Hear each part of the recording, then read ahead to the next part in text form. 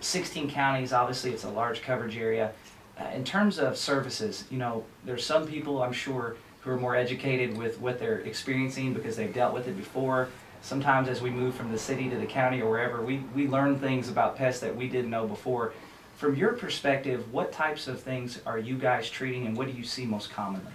Well, of course, the most common insect we have is spiders.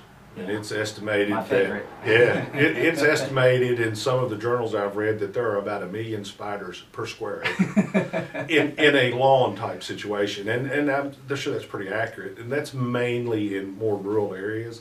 And right now, rural areas are turning into residential. And so people are moving in on those. But spiders are the big thing. Everybody's afraid of spiders. Yeah. Fleas were big this year. Did a lot of flea work. And all those things started early.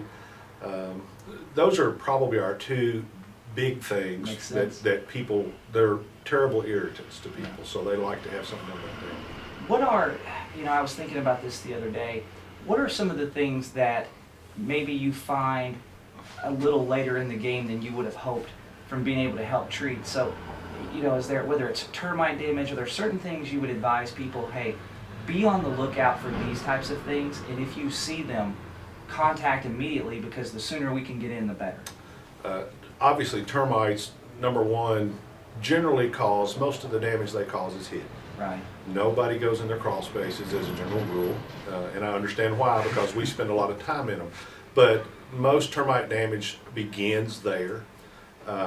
And people, especially in their garage, there'll be something on the wall, they won't pay much attention to it because it looks like dirt. It actually could be termites, and they kind of ignore that because most people's garages are just for storage Right. and things.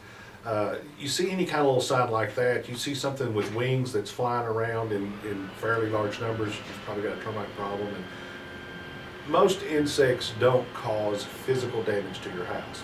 Termites do. And it's a lot more expensive to repair damage than it is to treat for termites.